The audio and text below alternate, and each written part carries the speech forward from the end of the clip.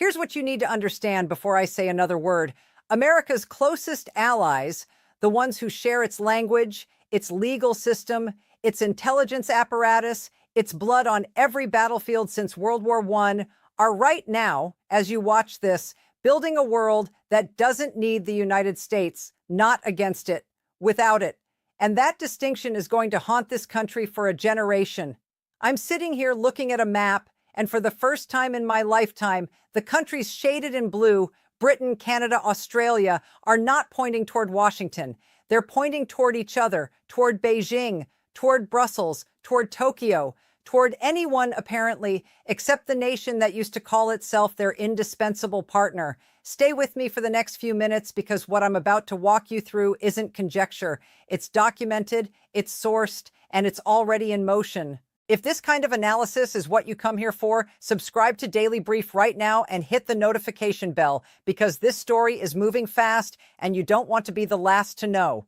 Let's go back to January 2026, Davos, Switzerland, the World Economic Forum. Every year, world leaders fly in, give polished speeches full of optimistic nothing, and fly home. That's the game.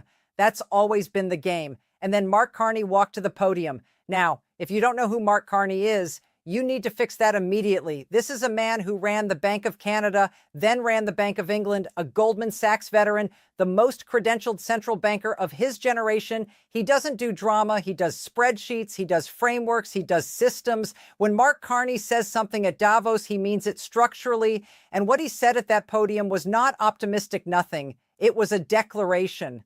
According to reporting from Politico and multiple foreign policy outlets, Carney told assembled world leaders that the rules-based international order is experiencing, and he chose this word deliberately, a rupture, not a transition, not a rough patch, a rupture.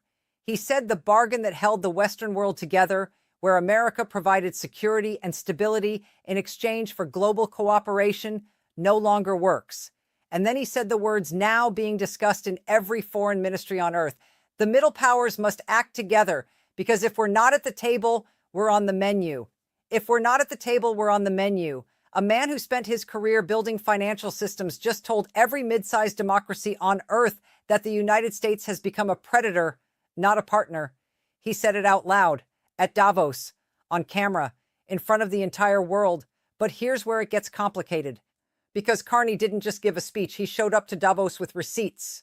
As confirmed by Politico and sources close to the discussions, Canada is now actively spearheading negotiations between the European Union and the CPTPP, the Comprehensive and Progressive Agreement for Trans-Pacific Partnership, a 12-nation Indo-Pacific trade bloc that includes Canada, the United Kingdom, Japan, Australia, Mexico, Singapore, and Vietnam.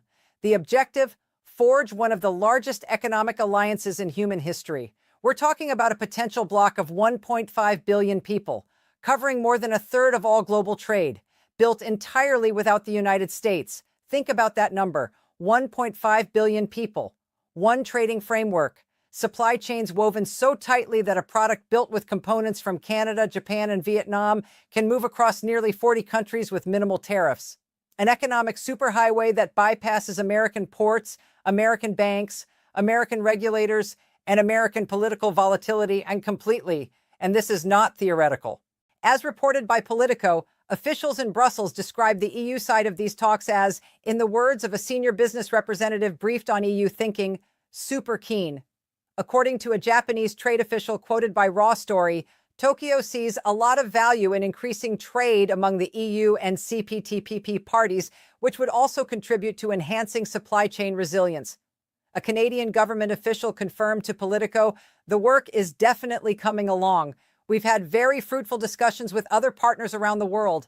The political will is there, and it's growing by the week. At a press conference in February 2026, Carney said it plainly, Canada can broker a bridge. He noted Canada's unique position as a member of both frameworks, CPTPP and CETA, its existing trade deal with the EU, making Ottawa the architectural center of this emerging megabloc. Now, announcement number one. And this one changes everything. Canada sent its personal representative, John Hannaford, to Singapore to solicit regional leaders' views on the framework. At the same time, Canadian delegates traveled to Mexico, another CPTPP member, to discuss a new trade agreement. The Canadian Chamber of Commerce announced plans to sharply increase engagement with Mexican businesses. As its president stated publicly, today only 1.1% of Canada's exports go to Mexico. That number is about to change. The technical center of gravity in all of this is rules of origin. Stay with me here, because this is where it gets structurally devastating for the United States. Rules of origin are the trade law standards that determine where a product comes from for tariff purposes. If Canada and the EU harmonize their rules of origin with CPTPP nations, then a product assembled in Canada using components from Vietnam and Japan can enter the entire European market with low tariffs, and vice versa. This is called cumulation, and it means that supply chains can be woven across Canada, Europe, Japan, Australia, the UK, Singapore, and Vietnam in a way that makes them functionally self-contained. You can build almost anything, cars, semiconductors, pharmaceuticals, aircraft components, entirely within this network without touching the United States. German and British business chambers are already throwing their support behind these talks. Japanese officials are expressing deep interest. Brussels is enthusiastic. The infrastructure of a post-American global trade order is being assembled in real time, and it's being assembled by the countries that were supposed to be America's economic core. Reliance. Read that again slowly. Like this video if the analysis is making sense so far, and drop a comment below. Did you see this coming? I read every single one. Now, announcement number 2. And this one kept me up last night. While Carney was building this trade architecture, UK Prime Minister Keir Starmer was on a plane to Beijing, not London, not Washington, Beijing, to sit across the table from the Chinese government and talk trade. The same Britain that has been America's single closest ally for 80 years. The same Britain whose intelligence agency, GCHQ, is the backbone of the Five Eyes network, the most integrated intelligence sharing arrangement in the history of espionage. That Britain just went to China to find new customers. And Canada did the same. Carney traveled to Beijing and struck a deal removing trade barriers on Chinese electric vehicles and Canadian canola oil. The two countries that Trump spent a year bullying walked directly to his biggest rival and said, "Let's do business." And Starmer said it standing on Chinese soil in front of cameras and microphones that it is in Britain's national interest to engage with China. He didn't whisper it to an aide, he broadcast it, because the calculation in Downing Street has changed. Britain needs new markets. It needs new partners. And Washington, under the current administration, is making the cost of American partnership too high for the expected return. Wait, it gets worse. None of this happened in a vacuum. None of it is random. There is a direct, documented cause and effect chain between the behavior of the current American administration toward these nations and the decisions they are now making. When you see the full chain, you understand this wasn't an accident. This was predictable. Some people in Washington predicted it.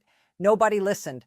Let me walk you through how you take the most powerful alliance in modern history, the English-speaking world, nations that have fought and bled together on every major battlefield for over a century, and dismantle it in 12 months. Start with Canada. The administration spent months calling Canada a freeloading semi-state. It threatened 25% tariffs across the board. It called Prime Minister Carney weak. It publicly suggested Canada should become the 51st state of the United States. It demanded control of the Gordie Howe International Bridge, a bridge Canada paid to build, claiming the U.S. deserves ownership of infrastructure it didn't fund. Michigan Senator Elissa Slotkin publicly warned that blocking that bridge would be devastating for her state's economy. Washington didn't care. The result? As documented by Canadian economic data, Canada's economy contracted by 1.6% in the second quarter of 2025. Unemployment ticked above 7%. Factories cut production. Export revenues collapsed. A nation that has been America's single largest trading partner for decades, a nation that buys more American goods than any country on earth, was being economically strangled by its supposed best friend. But here's what nobody's talking about. Canada didn't break. It pivoted. Carney announced 12 new trade and security agreements across 4 continents in a 6-month period. 12. While tariffs were being threatened, he was in Abu Dhabi securing a pledge of up to $50 billion in Canadian investment across AI and energy sectors. He was in Europe building bridges. He was in Asia opening doors. According to reporting by CANZUK International, he is scheduled to visit Australia in March 2026 to deepen what sources describe as supply chain cooperation, specifically structured to function without American involvement. Trump made a move that any competent chess player knows is fatal. He pressured every piece on the board simultaneously, and the pieces moved. Now moved to Australia. The relationship between the United States and Australia is deep. Military, intelligence, cultural, historical. AUKUS, the trilateral security partnership between Australia, the United Kingdom, and the United States, was supposed to be the cornerstone of Indo-Pacific strategy. And then the administration slapped tariffs on Australia, a 10% baseline tariff on an ally, on a country with which the United States runs a trade surplus, on a country that has sent soldiers to fight in every American military engagement since World War I. When a U.S. senator asked the trade representative why Australia was being hit with tariffs despite the trade deficit and the alliance commitments, the answer was one of the most revealing things any American official has said in years. He said the United States should be, and I want you to sit with this, running up the score on Australia, running up the score on an ally. That's not trade policy, that's contempt. Australian polls now show, and these numbers are verified, that more Australians identify the current American president as a threat to world peace than either Vladimir Putin or Xi Jinping. More Australians are worried about the American president than the Russian or the Chinese president. That is an extraordinary collapse of trust. And when you lose trust with Australia, you don't just lose a trading partner. You lose a surveillance network that monitors Russian submarine movements across the Pacific and Indian Oceans. You lose intelligence stations that make American intelligence genuinely global rather than merely continental. Australia is watching, and Australia is recalculating. Announcement number 3, and nobody saw this one coming. The CANZUK movement, the proposed formal alliance between Canada, Australia, New Zealand, and the United Kingdom, has gone from a niche academic idea to a serious policy platform with bipartisan support in all 4 countries. According to a poll conducted by CANZUK International in April 2025, 94% of Canadians surveyed expressed support for establishing a CANZUK free trade agreement. 94%. That included over 90% in every province and over 90% support from backers of all 3 major Canadian political parties. In Australia, public polling shows majority backing. In the United Kingdom, support spans Conservative and Labour alike. A survey found that 57% of Canadians believe CANZUK would help protect Canada from American economic pressure. 57%. The majority of Canadians now see a formal alliance with Britain and Australia as protection from the United States. Read that sentence again slowly, because that is a sentence that would have been unthinkable 5 years ago. This is the part that changes the picture again, because what we're really talking about isn't just tariffs. Tariffs are the symptom. The disease is trust. And trust, once broken between nations, doesn't heal quickly. It can take a generation. It can take longer. Because institutions have memory even when leaders don't. And right now, the institutional memory of America's closest allies is recording every threat, every insult, every demand, every broken commitment. And they are building accordingly, not in anger. In architecture, let me show you where this hits your wallet, your job, your family. Start with the dollar. When global demand for the US dollar weakens, the dollar weakens. When the dollar weakens, everything you import costs more. Your phone, your medication, your clothes, your car, the coffee you're probably drinking right now. All of it priced somewhere along the supply chain in dollars. All of it gets more expensive when the dollar loses purchasing power. The US dollar's share of global foreign exchange reserves has already fallen from 72% in the year 2000 to under 60% today. That's not a cliff. It's a slope. But every trade framework that routes around the dollar pushes it further down that slope.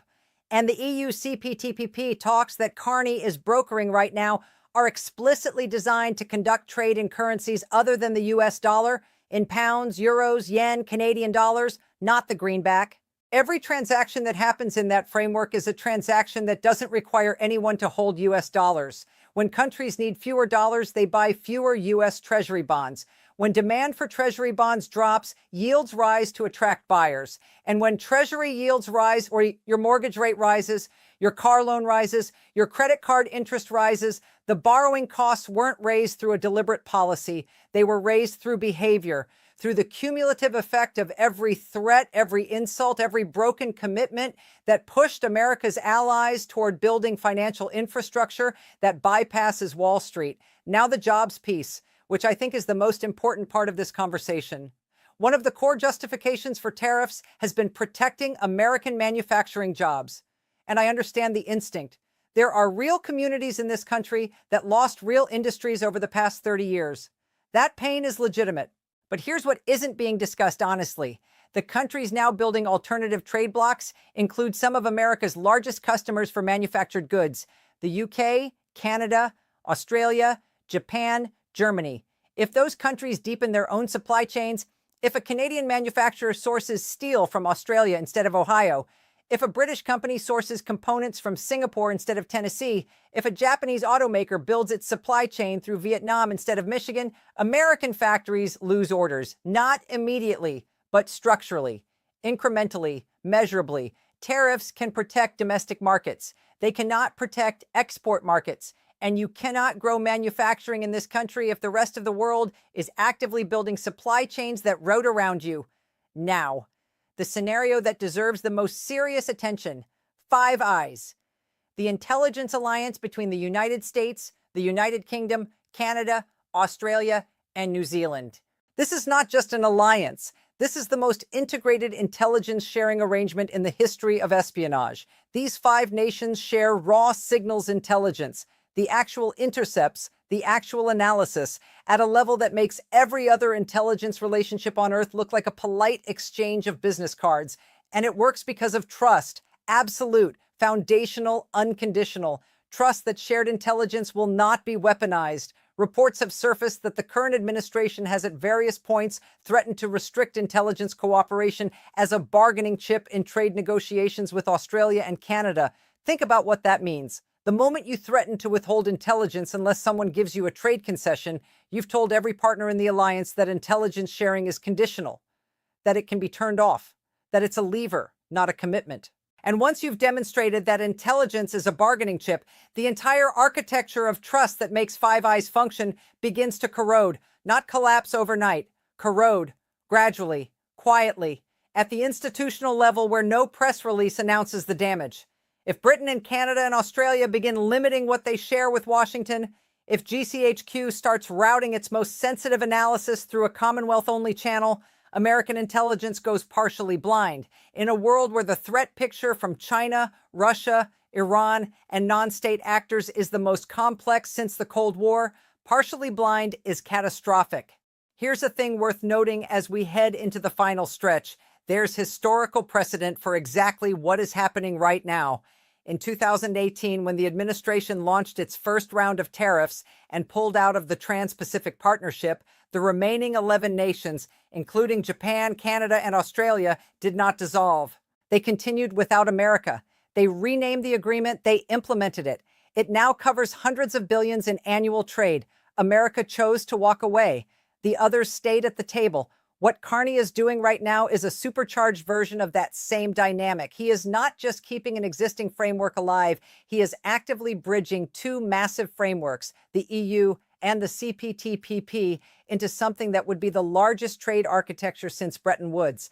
And the explicit logic, according to Canadian officials speaking on the record, is that this bloc needs to be robust enough to withstand American pressure. That's not analysis. That's what they're saying publicly. Here's where I see this going. And I want to be honest, I could be wrong about the timeline. I don't think I'm wrong about the direction. I see two scenarios. The first, escalation, more tariffs, more threats, more rhetoric, and every escalation becomes a recruitment tool for Carney's framework. Every tariff on a Canadian product is an argument for why Canada needs the EU CPTPP bridge. Every threat to Australia is evidence that Australia needs alternative security partnerships. Every insult to Britain is a billboard for CANZUK. Aggression is structurally doing Carney's recruiting for him. The coalition grows not despite the pressure, but because of it. The second scenario, Washington recalibrates. Someone in the administration looks at what's being built. The EU CPTPP talks, the CANZUK momentum, the Beijing visits, the supply chain diversification, and concludes that the cost of this posture is too high. that America is trading long-term structural influence for short-term political theater, and a serious negotiation begins.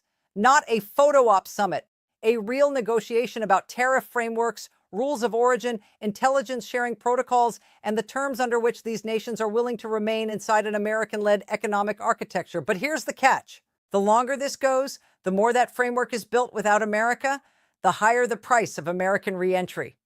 Every month the EU CPTPP talks advance, American leverage decreases. Every Commonwealth supply chain that gets hardened is a supply chain that doesn't need to come back. The countries shaded in blue on that map didn't switch sides. They built their own side. And the question I keep coming back to, the one I genuinely don't have an answer to, is whether this administration is capable of understanding what it set in motion before the architecture becomes permanent. Now, I want to hear from you. Is Carney saving Canada, or is he accelerating a fracture that will cost everyone? Is this the end of the Anglosphere as a coherent strategic unit?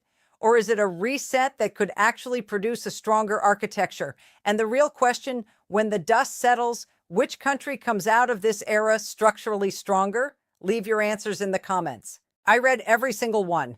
If this kind of deep dive analysis is what you're looking for, subscribe to Daily Brief and hit the bell so you don't miss the next one. These stories are moving faster than the headlines can keep up. We'll be here when they do.